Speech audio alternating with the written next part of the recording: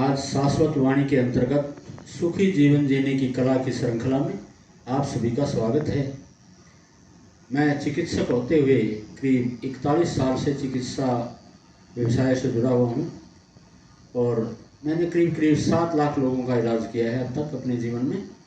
तो सुखी कौन है, इसके बारे में मैं कुछ चर्चा करूँगा। लोग कहते हैं कि सुखी कौन है, सुख कैसे मिले, हम दुखों से दूर कैसे रहें। मैंने अपने जीवन में करोड़पतियों का इलाज किया है, रोडपतियों का इलाज किया है, महलों में रहने वालों का इलाज किया है और झोंपड़पट्टी में रहने वालों का इलाज किया है। मैंने धनपतियों का भी, गरीबों का भी, मैंने लंबों का भी और छोटों का भी, गोरों का भी, कालों का भी, महिलाओं का भी, पुरुषों का भी, सब तरह के वर्ग के लोगों का इलाज किया है। सभी संपर्क में आए हैं। तो सुखी कौन है, इसके बारे में मैं विशेष रूप से चर्चा करूंगा। सुखी वो है जिसने अपनी अंतर आत्मा में सुख को ढूंढ लिया है। और परमात्मा का अर्थ होता है परम आनंद की स्थिति। जिसने आत्मा में परम आनंद को ढूंढ लिया है उसी को परमात्मा की प्राप्ति होती है। तो मेरे पास कई ऐसे धनी लोग भी आते हैं, जब उनको भूख नहीं लगती, जब उनको बीमारी हो जाती है, तो उनसे ज़्यादा दुखी मुझे कोई नहीं दिखाई देता। बहुत बड़ा धनपति हो, जब उसको कोई बीमारी आ जाती है और कोई ऐसी अनहोनी हो जाती है, एक्सीडेंट हो जाता है, तो वह अपने बिस्तर पर लेट करके जितना व्यथित, दुखी, परेशान होता है उतना शायद गरीब नहीं होता, निर्धन नहीं होता। और इसी तरह से बलिष्ठ आदमी, अगर उसको कोई आघात हो जाए, कोई पक्षाघात हो जाए, तो उससे ज़्यादा दुखी और निर्बल भी नहीं हो सकता। इसलिए सुख जो है अपने अंतरात्मा की आवाज़ से होता है। जिसको जीवन जीने की कला आती है वो हर परिस्थिति में से, हर प्रतिकूल परिस्थिति में से भी वो अनुकूल परिस्थिति अपनी बना लेता है। विधाता ने अपने को 3 परिस्थितियों में रखा है: जीवन, जन्म और मरण। जन्म और जो मृत्यु है वो हमारे हाथ में नहीं रखी है, विधाता ने अपने हाथ में रखी है। ठीक है, जन्म होता है जब कुछ हम चिकित्सकों से ये आग्रह कर लेते हैं कुछ लोग कि मैंने मुहूर्त निकलवाया है, मेरे को बच्चा जो है ना उस मुहूर्त में उस समय पर पैदा होना चाहिए, तो सिजेरियन करके, ऑपरेशन करके शायद वो परिस्थिति आ सकती है।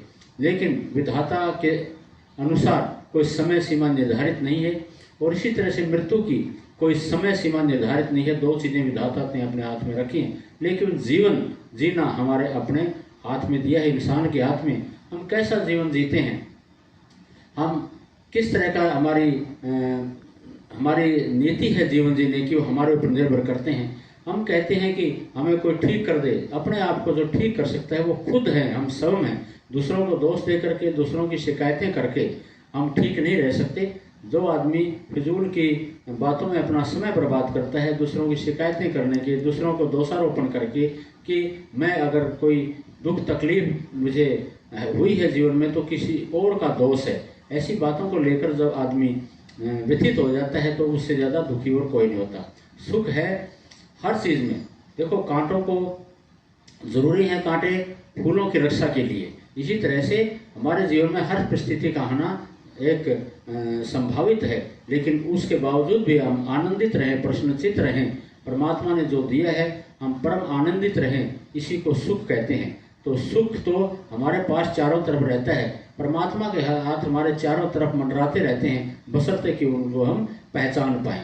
मेरे पास बहुत लोग आते हैं। एक बार एक महिला और उसका पति साथ में आए, पास में बैठ करके उसका पति ये शिकायत करने लगा कि ये मेरे साथ झगड़ती है, ये मेरे से खुश नहीं रहती, पता नहीं क्या बात है डॉक्टर साहब, ये हर समय मेरे साथ अनबन रखती है और मैं तो, मेरे पिताजी ने शेर पैदा किया, शेर ही रहूँगा, मैं इससे नहीं डरूँगा, ये कौन मेरे को डराने वाली होती है। इतनी कहते ही वो पास में खड़ी थी जो उसकी पत्नी, वो कहने लगी कि ये अपने आप को शेर समझता है ना, तो मैं भी, मेरे माता पिता ने दुर्गा पैदा की, मैं दुर्गा ही रहूँगी। इतनी बात करके वो आगे से उसका चेहरा ही बदल गया। और मैंने फिर ये कहा, भैया अगर घर गृहस्थी को स्वस्थ रखना है, आनंदित रखना है, सुखी रखना है, सुखी जीवन जीना है, तो अपने आप को ठीक है तो शेर समझ, लेकिन इनको दुर्गा समझ, तभी तुम्हारी गृहस्थ जीवन ठीक चल सकता है। तो इसलिए पत्नी को जो दुर्गा समझता है, खुद को शेर समझता है, तो उसको घर को ठीक चलाने में कोई उसको व्यवधान नहीं डाल सकता। इसी तरह से जब हम फेरे लेते हैं तो मैं तो पंडितों से यही कहूँगा, जो पुजारी होते हैं, जो लोगों की पानी ग्रहण संस्कार करवाते हैं, उनको एक वचन और दिलवाना चाहिए वर वधू को कि जब तुम 8वां वचन कि जब तुम अग्नि हो जाएगा तो मैं पानी बन जाऊंगी, मैं अग्नि हो जाऊं तो पानी बन जाना। बस इसी से गृहस्थ जीवन चलता है, सुखी जीवन चलता है। लोग जो नहीं छोटी छोटी बातों पर, जिनको जीवन जीने की कला नहीं आती, बोलने की कला नहीं आती, जिनको जिंदगी में बोलना नहीं आता, वो छोटी छोटी बातों पर एक दूसरे से खिलाफ हो जाते हैं और एक दूसरे के प्रति घृणा पैदा कर लेते हैं। यही जीवन जीने की एक कला है। जिसको जीवन जीने की कला आती है वो दुनिया का सबसे सुखी इंसान होता है। उसको कोई भी परिस्थिति, चाहे प्रतिकूल परिस्थिति हो, उसको व्यथित नहीं कर सकते, उसको दुखी नहीं कर सकते। यही जीवन जीने का आधार है कि हमें जीवन जीने की कला आनी चाहिए। हर परिस्थिति को मजाक में लेना चाहिए, हर परिस्थिति को दुख में से भी सुख को ढूंढने की हमें कला आनी चाहिए। और वो सीखा जाता है ब्रह्म ज्ञान से, सत्संग से में बैठ करके और संत पुरुषों के सानिध्य में बैठ करके यह कला सीखने का मौका मिलता है। आप सबका धन्यवाद, नमस्कार।